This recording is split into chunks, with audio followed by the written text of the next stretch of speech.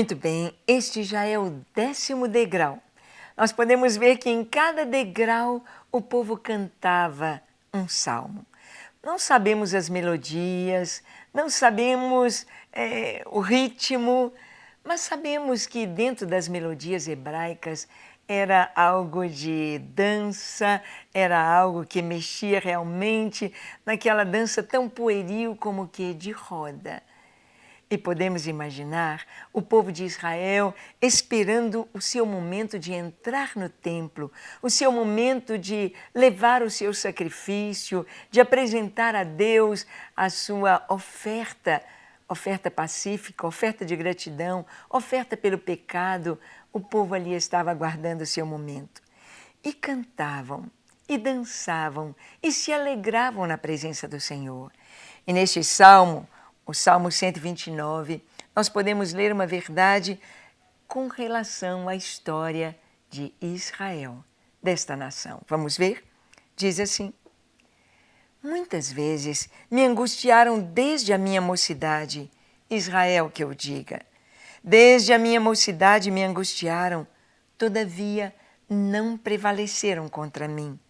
Sobre o meu dorso lavraram os aradores.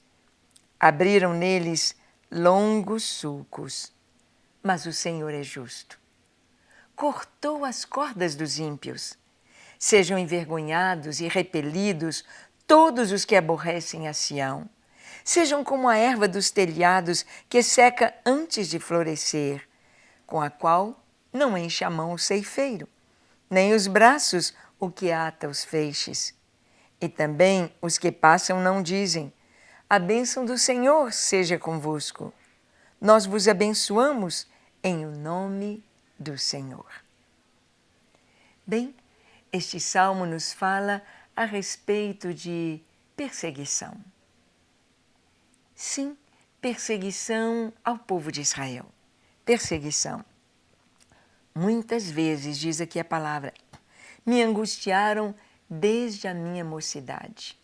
Angustiar significa levar a pessoa à angústia. Angústia. Jesus, ali no Getsemane, ele disse: a minha alma está profundamente triste, angustiada até a morte. A angústia é aquela tristeza profunda por uma pressão de emoções, de sofrimento físico ou mental, vem a angústia. E o salmista diz: muitas vezes me angustiaram. Muitas vezes me angustiaram desde a minha mocidade. Ou seja, aqui tomando o salmista fazendo esta oração, porque os salmos são orações, ou o salmista dizendo algo pessoal, ou ele dizendo também em relação a toda a nação e a sua história. Em relação à nação, nós vemos, por exemplo, na história de Israel, vemos José. José foi vendido por seus irmãos, rejeitado pelos irmãos. E por causa desta rejeição, vendido como escravo, ele foi trabalhar em uma casa, ele foi condenado injustamente e José foi parar na prisão. Qualquer pessoa que já esteve presa sabe que é um lugar desagradável. Só de não se ter liberdade, liberdade para ir e fazer o que se quer, mas ali a pessoa tem de estar sujeita a um pequeno espaço e muitas vezes até dentro de uma cela solitária, sem ver o dia, sem ver quando é dia, quando é noite. Ali estava José, com total limitação, angustiado. Quantas vezes me angustiaram desde a minha mocidade. José ficou ali 13 anos.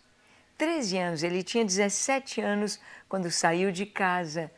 José foi vendido e aos 30 anos é que José vai estar junto do faraó. Não sabemos exatamente o período que foi só na prisão, mas o período de angústia, o período de escravidão, o período de desânimo, o período de opressão, foi exatamente 13 anos. Mas a bênção veio E José, da prisão, já foi colocado num passo tão gigantesco, já como o segundo homem no Egito, abaixo de Faraó. Muitas vezes me angustiaram desde a minha mocidade. Nós vemos também na história de Moisés. Moisés foi perseguido, jurado de morte, teve de fugir, experimentou angústia. Angústia da rejeição dos próprios hebreus.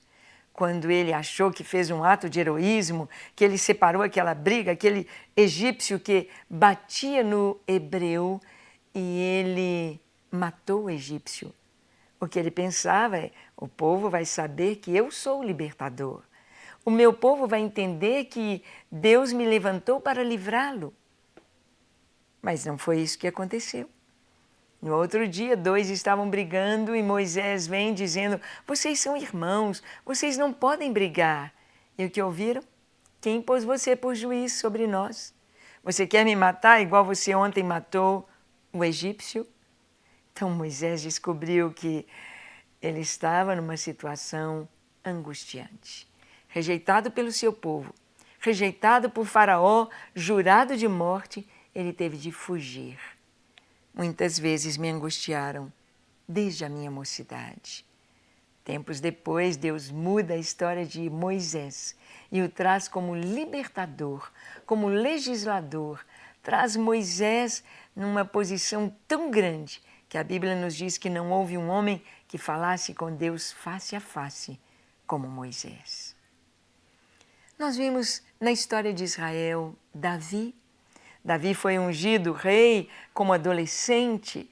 Davi, cheio do Espírito Santo, ele matou um leão, um urso que vinham para atacar o rebanho, e Davi atacou e matou o gigante Golias, o campeão dos filisteus, e venceram a batalha. Mas, por causa disso, as mulheres começaram a cantar nas cidades de Israel que Saul venceu seus milhares e Davi seus 10 milhares. Saul teve inveja de Davi e Saul começa a perseguir Davi, querendo matá-lo. Muitas vezes me angustiaram desde a minha mocidade. Nós vemos então histórias em Israel que nos mostram isto. Mas nós vemos no próprio país, na própria nação de Israel, a angústia quantas vezes opressão sobre um reino, sobre outro, quantas vezes no período dos juízes ou dos próprios reis, quando Israel ficou subjugado.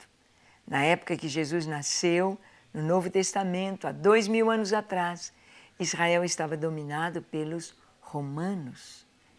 Muitas vezes me angustiaram desde a minha mocidade. Israel, que eu diga, todavia não prevaleceram contra mim.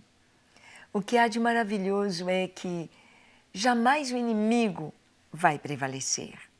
Vemos nossos irmãos cristãos que estão sendo mortos, que estão sendo angustiados por terem de fugir, de se esconder, por não poderem professar a sua fé com liberdade, mas terem de se reunir no subterrâneo, em lugares escondidos. Mas ali eles sabem que o inimigo jamais prevalecerá. Jamais o inimigo vai dominar. Sobre o meu dorso lavraram aradores, nele abriram longos sulcos.